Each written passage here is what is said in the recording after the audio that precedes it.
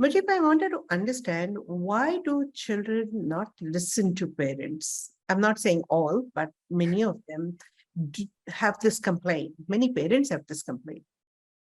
Thank you. Thank you so much for bringing this up, because this is one of the very important things parents come up with, that their children don't listen to them. Now, your children has grown up not listening to you, has different, by the time they grow up, there are a lot of conditionings, beliefs, and all those things. But it starts from the childhood. I'm talking about, I'm not talking about grown-ups who are making a choice and not wanting to listen to you. I'm talking about something which is like they don't give you an ear to you, not even take your word, not even take your advice, not even take your opinions. They just don't want to listen to. That case is from the childhood experience.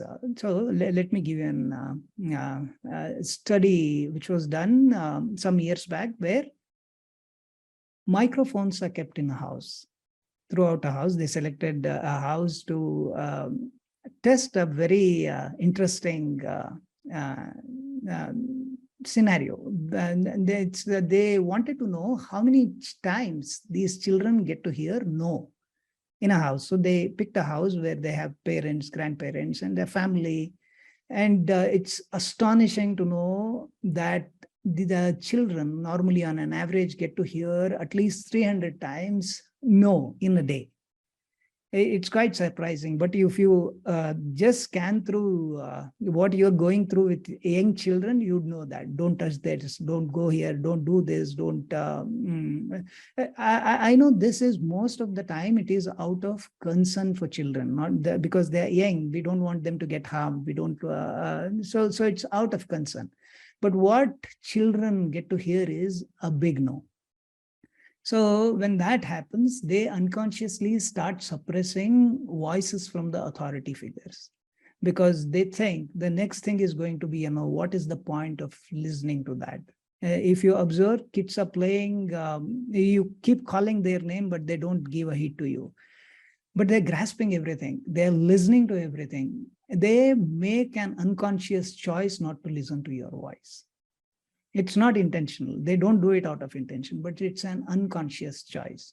And it keeps growing. And not only you, it affects them with other authority figures as well. Their teachers, their boss, their employees.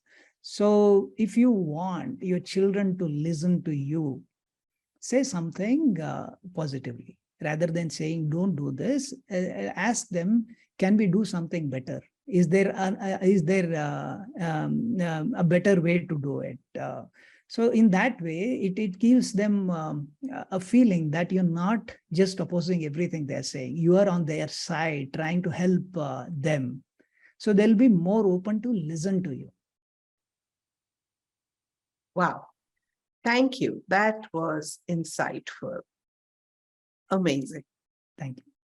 Looking forward to see many of you joining the summit and taking maximum benefit from many more speakers who are going to share their expertise and help you understand and manage your emotional wellness. Stay tuned and keep listening.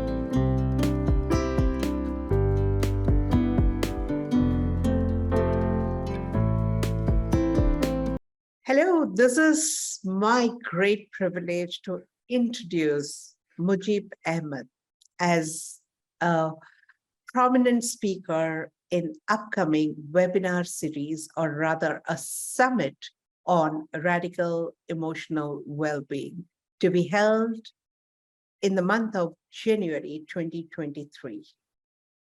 So let me introduce Mujeeb Ahmed. I knew him when I met him for the first time for one of the workshops, and I've seen him blossoming and guiding so many people as Redikall facilitator and mentor. Not only that, he is a very effective and very well established counseling psychologist. So, without wasting so much of time, let's listen to him. Hi, Mujeeb. Thank you so much. It's a privilege to get such an introduction by my mentor. So whatever I'm doing right now, or whatever results I'm getting, or the people I'm reaching out, a big credit goes to you. Thank you so much. Thank you so much. Thank you for being you. Okay, so Mujeeb, before I introduce the whole series, let me just have your introduction first from the horse's mouth. I know you're too modest to talk about yourself, but do introduce so that our listeners feel inspired to listen to you. All right. So my name is Mujeeb Ahmed. I'm a counseling psychologist, and I'm a founder of Roots and Right. That's the banner under which I do most of my work. And I also work as a consultant sometimes with Redikall Insights. As Atman said, I've been a trainer for Redikall Insights. I teach Redikall curriculum along with many other projects. So when Atman shared about this initiative in January around the emotional well-being, I was quite excited to be a part of it. To introduce myself, I started my career as a software engineer.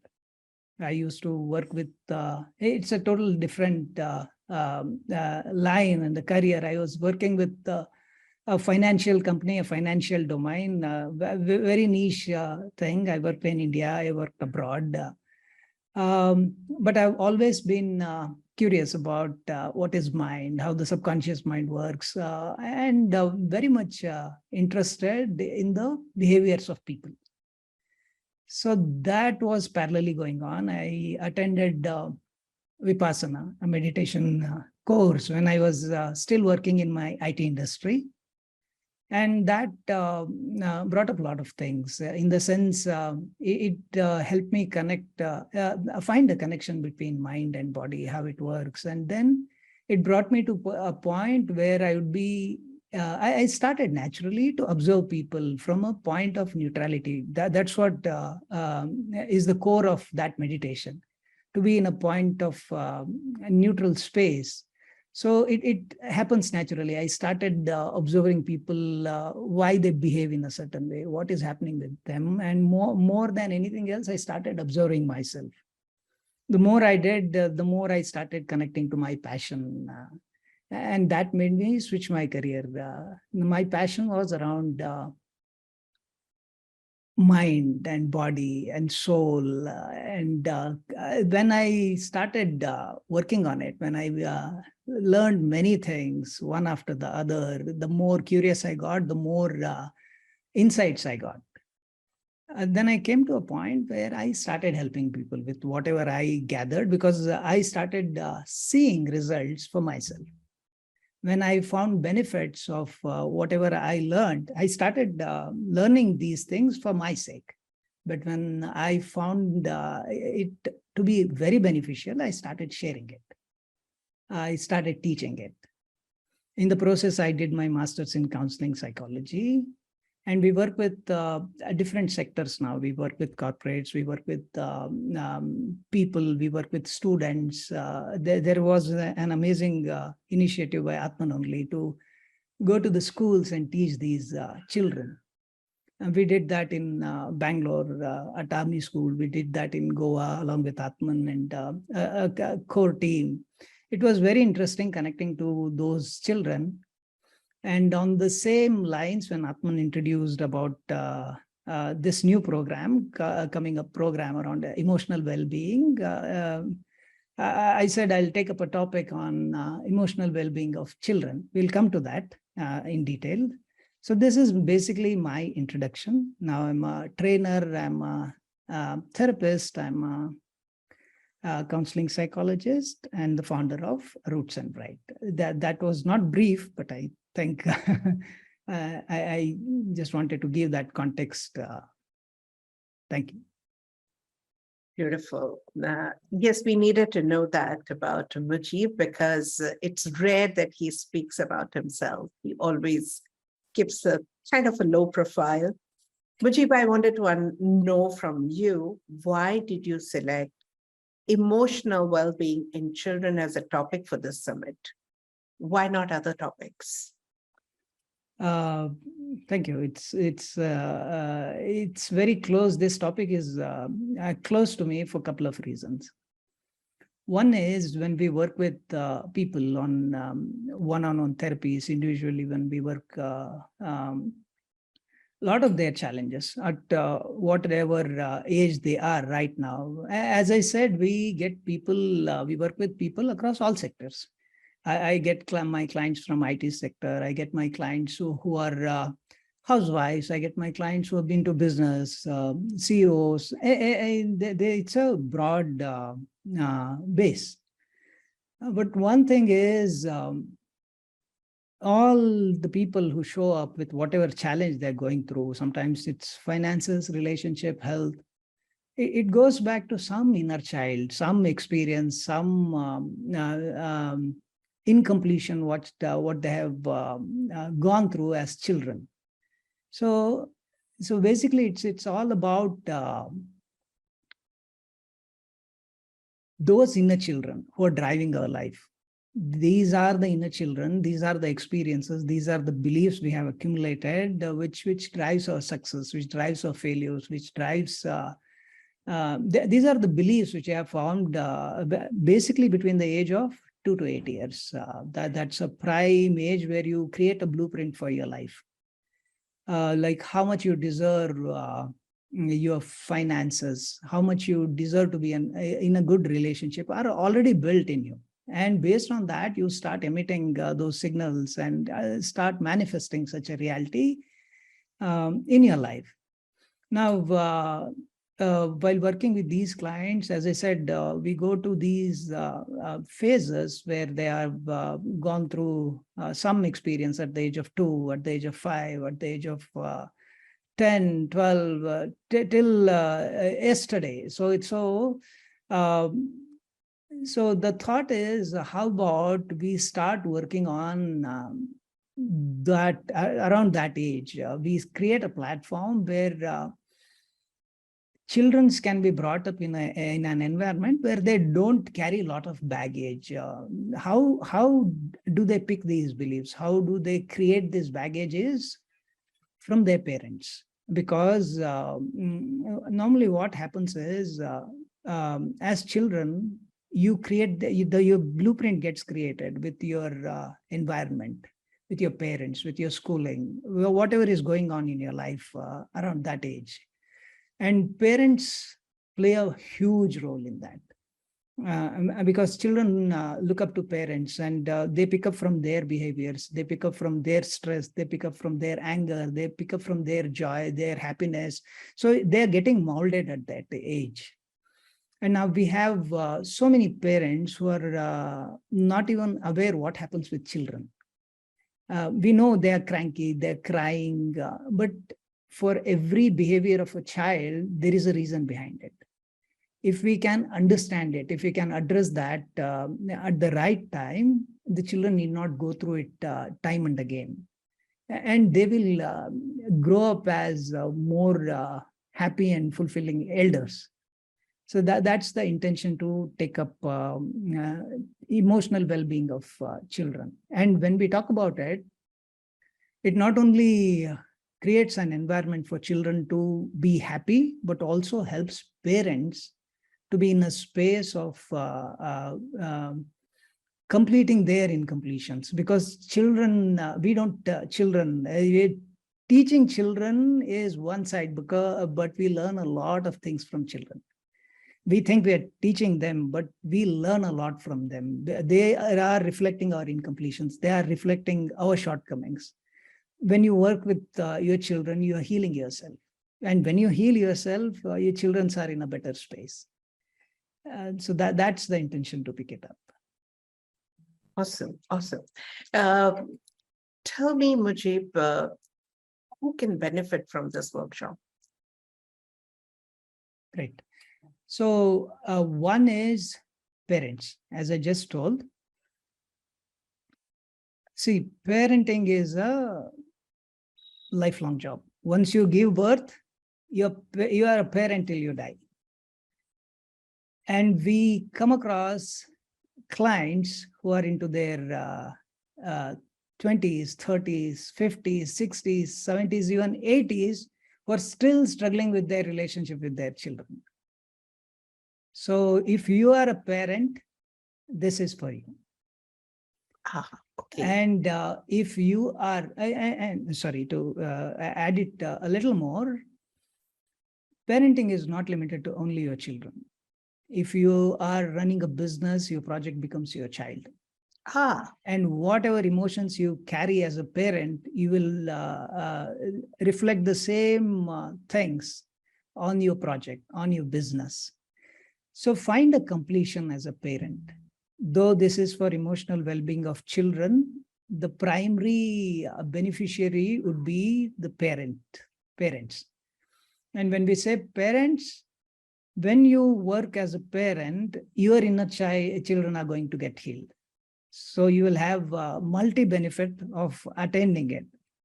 As I said, second is business owners. If you are into a business, join this workshop. You'll be amazed how your approach will shift towards your business, because that is your child. That is your baby project. So you can join that. If you're running a project, just attend it out of curiosity. You'll find how you can shift some things in you, and that will affect your project in a better way. That's interesting. And children, I would say, if you're 12 years above, maybe you can join this session.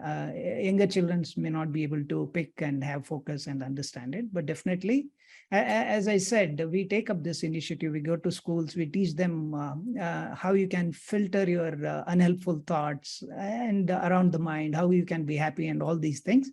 If the children want to be a part of it, maybe if they're 12 years and old, maybe they can. So if you have a child who's irritated, who's angry, who's cranky, who's not listening, one thing what you can do is see if you have an opportunity where these children can do some physical activity, because the lungs of children expand 70% more than adults. So they have a lot of energy which is accumulated in them. And if it doesn't get channeled in the right direction, that turns into a form of stress.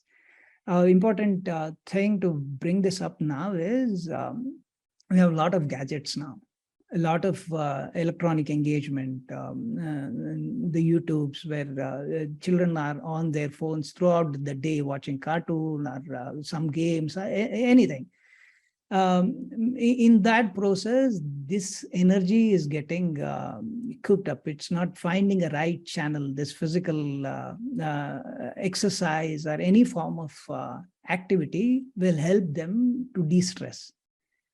If you think of your childhood, maybe 30 years, 40 years back, probably you'd had more opportunities to be outside your home, play in the grounds. Those opportunities are coming down day by day. You don't get to see so many playgrounds now, or you just go out and so much traffic, and then the opportunities are less. Maybe you can create an environment, or the best thing you can do is join them in that activity. If you want to build a relationship with your children, a strong bonding with your children, I'm sure in your hectic schedule it would be tough, but your children are not going to go through their childhood again. So if you bond now with your children, you will have a better relationship when they grow up as adults. At the same time, their stress will also come out. So they will be calmer, they will sleep well, and they'll be more happier. That would be a proactive way to manage children in a better way. Of course, there would be many more such tips and techniques, which Mujeeb will share, and maybe he'll be able to give you some individual guidance. Do join Mujeeb Ahmed during his workshop as a part of Redikall Emotional Wellbeing Summit.